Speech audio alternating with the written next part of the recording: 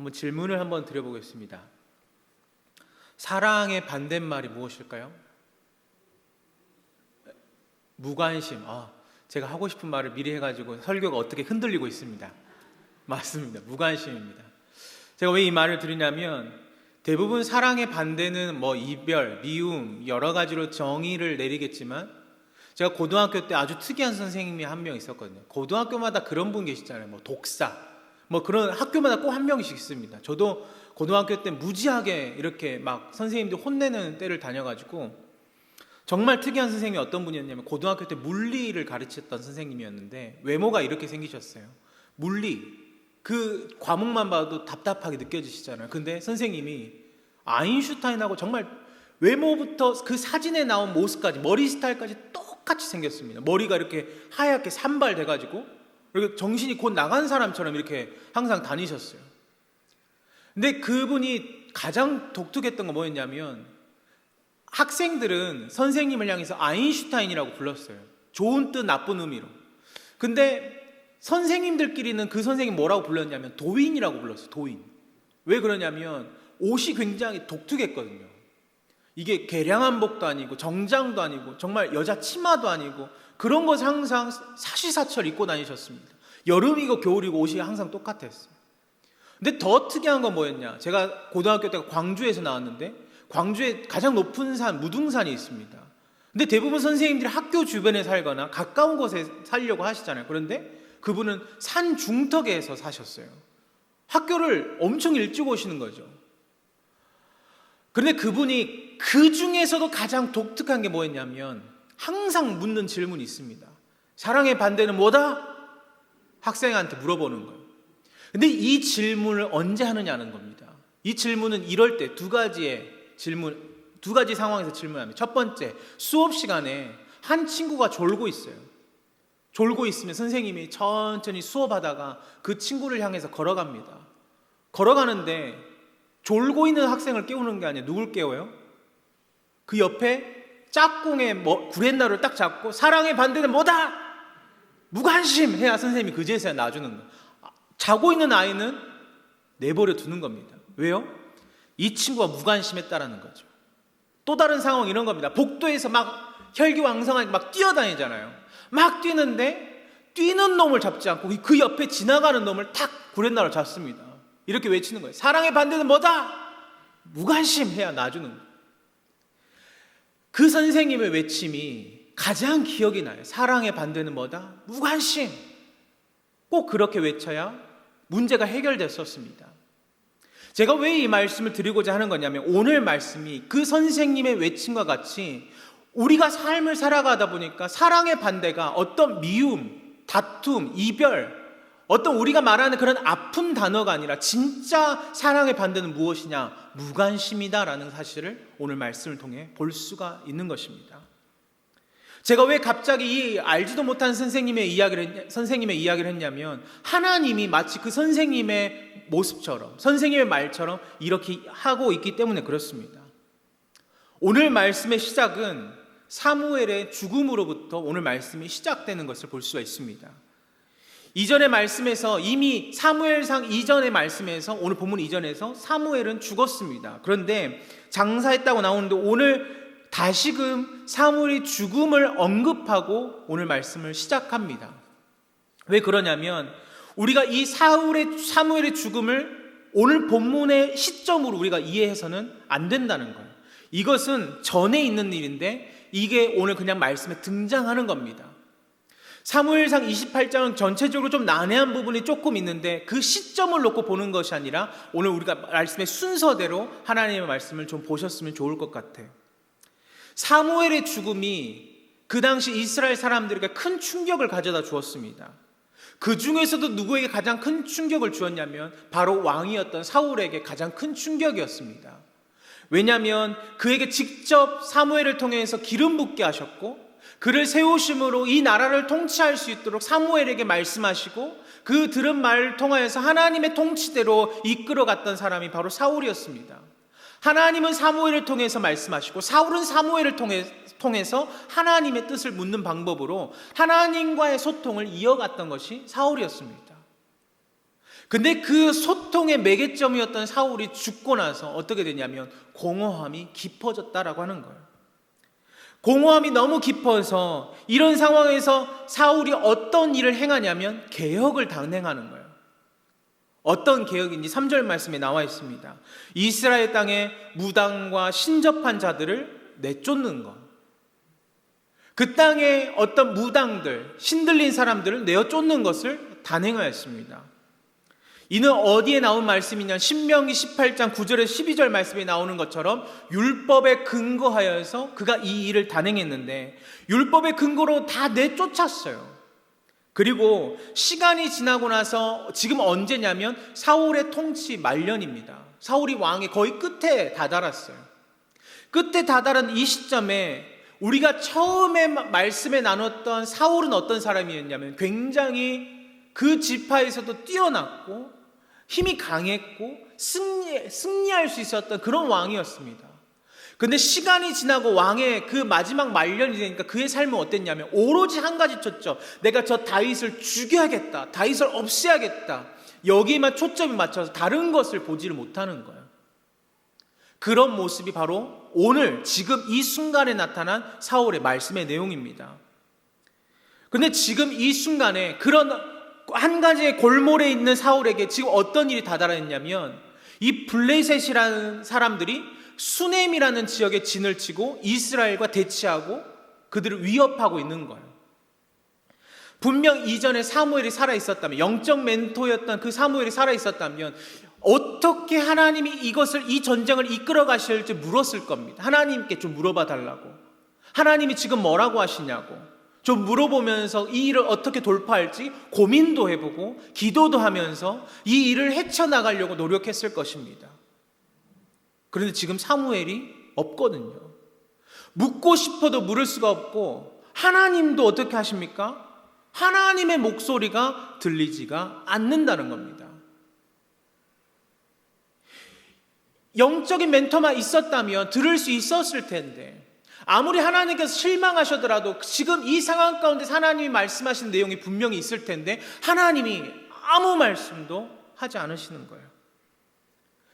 이 말씀의 부재는 사무엘이 없어서가 아닙니다. 우린 자세히 봐야 해요. 사무엘이 없어서 하나님이 말씀하시지 않는 것이 아니라 사울이 아무리 불러도 하나님이 대답하지 않는 거예요. 어떤 방법으로도 하나님이 말씀하시지 않는 것입니다. 우리의 삶을 빗대어서 한번 생각해 보셨으면 좋겠어요. 내가 누구를 불러요. 누구야? 근데 2번, 3번 물었는데도 아무도 대답하지 않습니다. 한 번도. 그리고 심지어 쓱 지나쳐버려. 어때요? 날 무시하나? 굉장히 자존심도 상하고 기분도 나쁘고 그런 상황입니다. 사람과의 관계에서도 이런 마음이 드는데 그런데 지금 하나님이 사울의 어떤 외침에도 아무런 반응을 하지 않으시고 침묵하시는 거예요. 침묵하시는 하나님.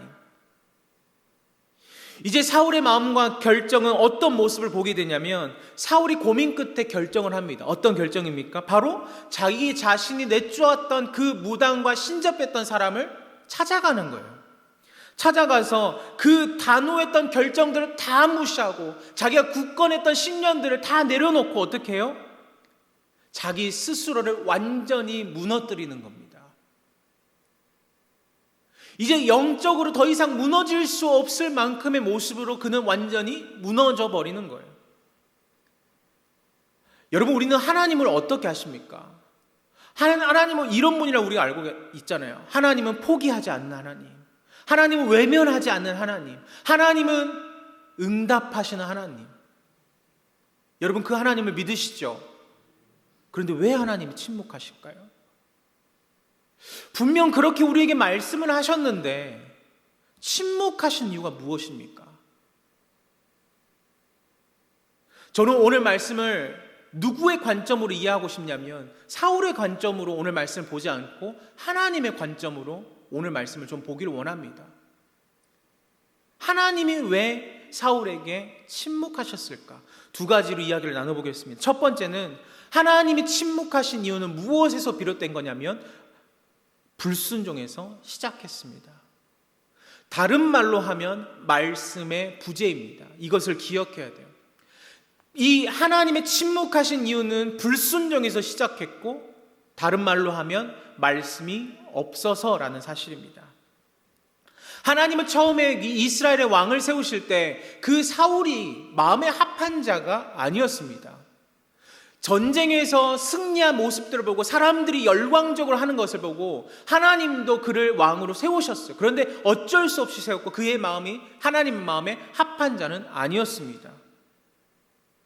그렇게 세운 왕을 통해서 사무엘을 통해서 계속적으로 하나님의 말씀을 나타내시고 사울을 이끌어 가셨어요. 비록 그는 하나님의 마음에 합한 자는 아니었지만 말입니다. 그럼에도 불구하고 하나님이 이끌어 가셨는데, 그런데 하나님과 사울의 관계가 계속적으로 이어져 오다가 완전히 끊어질 때가 있었습니다. 그 끊어진 때가 언제냐면 바로 한 가지, 아말렉과의 전쟁 때문이었어요. 하나님께서 아말렉과 전쟁을 할 때 뭐라고 말씀하셨냐면 사무엘상 15장 11절 말씀에 내가 사울을 왕으로 세운 것을 후회하노니 그가 돌이켜서 나를 따르지 아니하며 내 명령을 행하지 아니하였다라고 이야기합니다. 이 말은 무엇이었냐면 하나님께서 한 가지를 명령하세요. 아말렉과 전쟁을 하는데 가서 거기에 숨쉬는 그 어떤 거라도, 아이든지 누구든지 가축이든지 그 어떤 거라도 다 진멸하라 라고 말씀하셨습니다. 근데 사울이 가서 승리해요. 승리하고 왔더니 하나님께 바칠 만한 좋은 것들이 너무나 많은 거예요. 아니요, 어찌 보면 그의 마음에 이런 마음도 있었을 수도 있을 것 같아요. 아이까지 죽이는 것은 좀 그렇지 않나? 하나쯤 남겨놔도 되지 않을까? 이런 마음이 불현듯 주련듯 일어나기 시작하는 겁니다. 하나님이 뭐라고 말씀하셨다고요? 진멸하라고. 그 어떤 거라도 남김없이 다 진멸하라고. 그런데 그 하나님의 말씀에 자신의 생각을 더해서 어떻게 합니까? 하나님께 바치기 좋은 것들은 제가 남겨놨습니다라는 거예요. 하나님 물어보세요. 지금 들리는 이 소리는 어떤 소리냐? 순종하지 않았어요. 자신의 생각을 더했거든요. 진멸하는 하나님의 뜻에 반해서 좋은 것은 자기가 취하고 진멸하지 않았습니다. 하찮은 것만 진멸한 거예요. 여전히 그 악의 씨앗이 그 땅 가운데 남아있어요. 하나님이 침묵하신 이유는 바로 거기에서부터 시작합니다. 불순종했어요. 그런데 제가 또 뭐라고 말씀드렸죠? 말씀의 부재라고 말씀드렸습니다. 그렇다면 하나님이 말씀을 하셔야 이 문제들이 해결되는데 말씀하지 않으세요. 하나님은 원래 어떻게 말씀하시는 분이냐? 민수기 12장 6절 말씀은 이렇게 말씀하세요. 이르시되 내 말을 들으라. 너희 중에 선지자가 있으면 나 여호와가 환상으로 나를 그에게 알리기도 하고 꿈으로 그와 말하기도 하거니와. 이렇게 말씀하세요. 환상으로도 말씀하시기도 하고 꿈에서도 이야기하시기도 하고, 하나님이 심지어 모세와는 대면하면서 하나님의 뜻을 나타내셨습니다. 어떠한 방법이든지 하나님이 말씀하실 수 있는데 오늘 말씀에 보니까 뭐라고 이야기합니까? 이렇게 말하죠. 6절 말씀에 보니까 여호와께서 꿈으로도 우림으로도 선지자로도 그에게 대답하지 아니하심으로. 여기서 우림이라고 하는 것은 무엇이냐면 그 당시 가슴에, 제사장의 그 가슴에 착용하는 흉패와 같은 건데 흙과 백으로 되어 있어서 그걸 선택하는 거예요. 하나님의 뜻을 물을 때 선택하는 겁니다. 그것으로도, 흙과 백으로도 말씀하지 않으신다라는 겁니다. 어떠한 방법으로도 하나님 말씀하지 않으세요. 하나님과의 교제가 완전히 끊어졌습니다. 국가의 위기, 이스라엘의 위기, 사울의 위기는 어디에서 시작했냐면 바로 여기부터 시작된 거예요. 말씀이 사라졌습니다. 리더뿐만 아니라 백성들까지 하나님의 말씀을 소유하지 못하고 어떻게 돼요? 하나님의 말씀에 불순종하는 거예요. 말씀을 잃어가고 무지하기 시작하니까 자기들이 지금 무슨 이야기를 하고 지금 무슨 일들을 행하고 있는지를 알지 못합니다. 심지어 하나님의 뜻을 기억한다 할지라도 그것이 어떻게 끝나요? 형식적으로 일들이 행하여지고 끝나버리는 거예요. 그냥 형식으로만 끝나는 거예요. 마음을 담아서 일을 하는 게 아니라 형식입니다. 하나님과의 소통이 단절되고 하나님의 침묵하신 이유는 불순종해서, 말씀이 없어서, 말씀을 소유하지 않으니까 생겨난 일이에요. 사울의 눈앞에 지금 수넴 지역에 누가 있어요? 그들을 치려고 모인 블레셋 사람들이 모여 있습니다. 그리고 그 공격이 이스라엘과 사울에게는 굉장한 두려움으로 다가오는 거예요. 왜 두려워요? 하나님이 말씀하지 않으시니까. 하나님이 그 어떤 것도 이야기하지 않으시니까. 공포에 짓눌려서 그를 어쩔 줄 모르게 합니다. 근데 여러분, 우리가 잘 아는 말씀에 한 구절 있습니다. 빌립보서 4장 6절에 7절 말씀에 우리가 너무나 잘 아는 말씀, 제가 읽어보겠습니다. 아무것도 염려하지 말고 모든 일에 기도와 간구로 너희 구할 것을 감사함으로 하나님께 아뢰라. 그리하면 모든 지각에 뛰어난 하나님의 평강이 그리스도 예수 안에서 너희의 마음과 생각을 지키시리라. 아멘. 이 말씀을 우리 너무나 믿습니다. 이 말씀을 믿는데 이 선포된 말씀이 신약 말씀이기 때문에 지금 이 당시에 그들이 기억하지 못할까요? 구약이어서 이 말씀이 들려지지 않아서 그럴까요? 그렇지 않을 거라고 생각합니다. 말씀이신 하나님이 존재하는데 그들에게 말씀이 없어요. 하나님은 존재하는데 그들에게 소유하고 있는 하나님의 말씀이 없어요. 자꾸 인간적인 두려움과 염려가 마음을 지배하고 그것들이 점점 더 커가니까 큰 파도로 밀려오니까 어떻게 됩니까? 결국에는 출렁출렁거리는 거예요. 출렁출렁거리는 거예요. 이렇게 하면 살까? 저렇게 하면 죽을까? 수만 가지를 고민하게 되는 겁니다. 사랑하는 성도 여러분, 지금 하나님과의 소통이 끊어지고 기도가 끊어지고 찬양도 끊어진 채 세상의 온갖 염려와 걱정과 두려움으로 그것에 매몰되어서 흔들리지는 않으시는가요? 저희 아들이 예전에 파주 임진각에 가서 이렇게 그 북한 땅을 보면서 한번 우리에게 이런 얘기를 했는데, 사실 전쟁이라는 게 쉽게 일어난 일은 아니잖아요. 근데 파주 임진각에 도착하자마자 아빠 나 무서워, 전쟁 날 것 같아. 처음 들어가는, 파주에 도착하는 그 순간부터, 통일정만대를 지나가는 그 순간부터 거기 도착하는, 돌아오는 그 순간까지 계속 그 얘기를 했어요. 전쟁이 쉽게 일어나지 않아요. 그런데 우리는 어떻게 됐냐면 그렇게 아이처럼 두려워하는 것처럼 어떤 세상 일에 몰두되어서 하나님이 말씀하셨음에도 불구하고 그 하나님의 말씀을 지워버리고 잊어버리고 내 두려움과 내 근심과 내 걱정 앞에 몰두되어서 살아간다라고 하는 겁니다. 사무엘이 없어서 말씀이 들려지지 않는 것이 아니라 내 삶을 돌이켜봐야 해요. 내가 불순종했던 나의 삶들을 돌이켜봐야 합니다. 말씀을 부으셨지만 그것을 듣지 못했던 나의 어두워진 길을 다시금 우리는 깨워야 합니다. 모든 불순종의 문제는 무엇으로 열 수 있어요? 말씀으로 열 수가 있는 거예요. 말씀으로 열 수 있는데 그것을 해결하지 못하는 거예요. 인간적인 방법으로 정말 내 수고와 노력으로 열심히 다 하려고 하니까 안 되는 거예요. 지금 침묵하시는 것은, 하나님이 침묵하시는 것은 사울만의 문제가 아니에요. 저를 포함한 이 자리 가운데, 그리고 우리 모든 대광의 성도들과 동일한 문제입니다. 말씀이 넘쳐나고 있는데, 말씀이, 여러분 우리 하다못해 일주일에 몇 번 설교를 들으십니까? 제가 신방 갈 때마다 권사님들 항상 기독교 TV가 틀어져 있어요. 어느 곳은 극동방송이 틀려요. 말씀이 그렇게 많은데 우리는 어때요? 두려움이 밀려오면 하나님의 말씀이 사라지더라는 겁니다. 그리고 나서 우리는 이렇게 말해요. 하나님이 기도하는데도 침묵하시는 것 같아요. 사랑하는 성도 여러분, 말씀에 의지하여서 말씀대로 순종하시고 하나님의 뜻대로 계획대로 온전히 믿음으로 살아내시는 믿음의 은혜가 저와 우리 모든 성도님들에게 있게 되기를 간절히 소망합니다. 내 머리로, 내 감정으로, 내 판단으로 이해할 수 있는 것이 하나님의 말씀이 아니라는 사실을 우리 너무나 잘 알고 있습니다. 근데 사울은 어때요? 자신의 생각과 감정과 모든 것을 동원해서 하나님을 생각하는 거예요. 그리고 나서 자신은 지켰는데 라는 말로 하나님의 말씀을 덮어버리는 겁니다.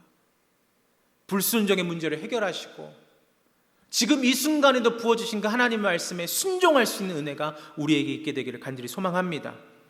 두 번째로 하나님이 침묵하신 이유는 바로 사울의 선택인데 차선책입니다. 저는 설교 시간에 이 차선책이라는 말을 정말 잘 이야기하는데, 신앙생활 할 때 우리가 어떤 것이냐면 믿음의 단호함과 결정들을 무너뜨리는 것이 있습니다. 우리가 어떤 것을 결정하고 이렇게 해야지, 내가 저렇게 해야지 딱 했는데 그것을 무너뜨리는 한 가지의 결정, 그것이 무엇이냐면 다른 대안, 차선책이라고 하는 겁니다. 이게 없으면 다른 것으로 대체해야지, 이런 거예요. 집에서 망치가 없어서 못으로 못 박으면 그냥 어떤 다른 거, 조금 단단한 거 쇠막대기로 갖고 와서 때리더니 그렇게 해결하려고 하는 거나 마찬가지. 이 없으면 잇몸으로 해야지 생각하는 겁니다. 그런데 지금 사울이 어떤 차선책을 생각하는지를 잘 봐야 합니다. 사울은 어떤 이 없으면 잇몸으로 라고 하는 대상을 누구로 생각해요? 오늘 말씀에 보니까 하나님이에요. 하나님의 말씀이 들려지지 않으니까 누구를 바꾸려고 해요? 하나님을 바꾸려고 해요. 이 없으면 잇몸으로 하지 문제가 아닙니다. 어떤 것도 대체될 수가 없는, 어떤 것으로도 바꿀 수 없는 하나님을 대체해버리려고 하는 거예요. 이게 차선책입니다. 우리는 기억해야 돼요. 여러분, 하나님을 바꿀 수 있습니까? 없어요. 말씀하지 않으셔도 마음속에 그것을 알고 있잖아요. 하나님을 바꿀 수 없는데 사울이 어때요? 자신의 결정과 판단, 그 신접한 자 무당들을 다 내어 쫓으라, 율법의 의가 내가 다 내어 쫓겠다라고 그렇게 단호하게 이야기했는데 어때요? 이제는 자신 스스로가 그들에게 찾아가서 뜻을 묻는 자로 변질되어 버린 겁니다. 무엇을 알 수 있냐면 지금 그에게 무엇이 없으니까, 하나님의 말씀이 없으니까, 중심에 그 말씀이 없으니까 자기 모순에 빠지기 시작하는 거예요. 하나님의 계명을 근거로 단행했던 계획을 스스로 무너뜨리는 겁니다. 사울이 신접한 여인을 찾는 데는 또 다른 이유가 있습니다. 그것은 사실 하나님의 음성이 사울에게 단 한 번도 직접적으로 들려진 적은 없습니다. 누구를 통해서 들려져요? 사무엘을 통해서 말씀하시고, 사무엘을 통해서 하나님의 뜻과 음성과 계획들을 묻고 어떻게 일해야 할지, 어떻게 나아가야 할지를 알게 되었어요. 그런데 오늘 말씀에서 사울이 신접한 여인을 찾아가니까 어떤 일이 일어납니까? 이런 일이에요. 여인이 처음에는 주저하다가 자신이 사울임을 고백하고 이제 말하라, 좀 말해달라 이야기하니까 여인이 이렇게 말하죠. 11절 말씀, 내가 누구를 불러 올리랴 라고 이야기합니다. 그러자 사무엘이 누구를 이야기해요? 사울이 사무엘을 불러 올려달라고 이야기합니다. 여러분, 이것에 사람들이 혹하죠. 제가 예전에 새벽 설교 시간에 한번 이야기한 적이 있는데, 저희 할머니는 굉장히 기도를 정말 이게 목숨이다 생각하고 살아왔던 분이십니다. 평신도 권사하셨는데 한겨울에도 골방에서, 보일러가 들어오지 않는 골방에서 하루 종일 기도하고 저녁에 아침에 오셔가지고 밥 먹고 점심 먹고 그리고 교회를 가서 하루 종일 또 기도하고 이렇게 하셨는데, 그 곁에서 같이 동역했던 한 권사님이 한 분 계세요. 근데 그 권사님은 어떤 분이냐면 동일하게 시간을 저희 할머니는 어떤 경제적인 그런 게 상관이 없기 때문에 시간을 온전히 투자하셨지만 그분도 역시 다 삶을 투자하셨어요.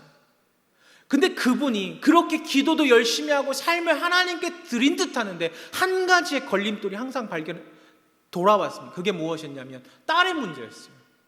딸이 나이가 굉장히 조금씩 차고 찰 때마다 혼례가 성사가 되지 않는 거예요. 일주일에 한 번씩, 2주일에 한 번씩 몇 년이고 선을 보는데 그 어떤 것도 되지 않는 거예요. 성사가 되지 않는 거예요.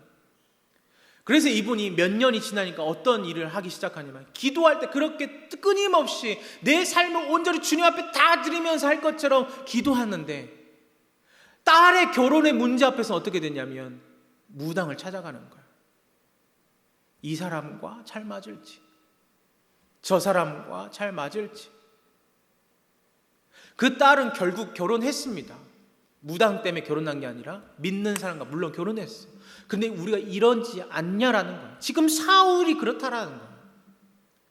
말씀이 없는데 그에게 한 번도 들려진 적 없었던 하나님의 음성이 여인을 찾아갔더니 내가 누구를 불러 올려줄까요? 사무엘을 불러 올려주세요. 사울의 음성이 들리니까 마음이 혹하는 거예요. 우리가 신앙생활하면서 가장 견디기 어려운 것이 있습니다. 무엇이죠? 인내하는 거예요. 인내하는 거. 다른 그 어떤 것보다 사랑하고 봉사하고 헌신하고 그거 얼마든지 할 수 있거든요. 얼마든지 할 수 있어요. 그런데 진짜 힘든 것은 시간의 인내예요. 시간의 인내. 기도하면서 주님 앞에 구하는 그 시간의 인내가 우리를 무너뜨립니다. 사울처럼 하나님께 묻는데 그것이 나에게 여전히 같은 삶으로 반복되면 우리는 어떻게 돼요? 조금씩 우리의 신앙이, 우리의 표현으로 낮아져요. 무너져요. 여러분, 하나님의 음성이 들려주기 위한 과정이 필요합니다. 처음에 뭐라고 말씀드렸죠? 불순종을 돌이키고 하나님의 품으로 돌아가려는 훈련을 계속적으로 해야 돼요. 훈련이 되어야 합니다. 이전에 어떤 모습이든지 상관없어요. 예전에 신실했는데 지금 좀 부족하신가요? 상관없습니다. 그렇다면 더 힘써서 하나님을 찾아야 합니다. 지금 이 순간 하나님을 알아가고 싶다면 그것 역시도 괜찮습니다. 하나님과 인격적인 삶을 위해서 우리는 최선을 다해야 합니다. 어떠한 모습이든지 지금 식어져가는 마음이 있다면 하나님을 찾기 위해서 또한 저 역시도 하나님 앞에 부르짖어야 합니다. 사울은 자신의 눈앞에 수넴 지역에 모여있는 그 블레셋 사람들을 바라보면서 이 급박한 상황 때문에 무엇을 지금 간과하고 있냐면 하나님과 자신과의 타이밍을 지금 맞추려고 해요. 하나님 지금 저 봐보세요. 수넴에 지금 사람들이 모여있잖아요. 하나님 내 눈에 보인다니까요. 하나님 이거 어떻게 하시려고 지금 저한테 그러세요? 하나님이 침묵하시는 겁니다. 내가 조급하고 이렇게 막 목소리를 내어 기도한다 할지라도 하나님이 지금 침묵하세요. 내가 물으면 답해 주세요. 그렇지 않으면 제가 어떻게 될지 몰라요. 하나님. 여기서 우리가 발견할 수 있는 것이 한 가지 있습니다. 그것은 믿음의 방법 중에 하나님의 때와 우리가 원하는 때가 다른 것처럼 하나님이 우리의 삶에 원하는 인생과 우리가 계획하는 인생의 차이가 발생해요. 우리가 부부가 되어가는 과정이 있죠. 저도 결혼해서 잘 압니다. 처음에 잘 안 맞아요. 삶의 패턴이 달라요. 근데 이것을 맞춰가는 과정이 필요합니다. 부창부수 흥 하면 탱 하는 것처럼 그런 과정들이 반드시 필요해요. 싸우기도 하고 다투기도 하면서 이 관점들을 조금씩 좁혀가는 문제들로 결국에 부부가 됩니다. 신혼여행 갔다 와서 결혼식하고 부부가 되는 게 아니라 이 차이를 줄여서 하나 되는 것이 부부잖아요. 마찬가지. 하나님과 우리가 하나 될 수 있는 방법은, 우리가 하나님의 말씀대로 살아갈 수 있는 방법은 오직 한 가지예요. 하나님의 차이와 내 차이를 하나님께 맞춰서 이 차이를 점점 더 줄여가야 합니다. 지금 우리의 삶이 여기만큼 왔다면 하나님께 나아가는 그 순간까지 이 차이를 좁혀가야 합니다. 그런데 우리는 어떻게 돼요? 이 한순간의 차이를 앞당겨 버리려고 하는 거예요. 그래서 이것이 완전히 맞은 것처럼, 딱 입이 맞는 것처럼 이 문제를 해결해 버리려고 하는 거예요.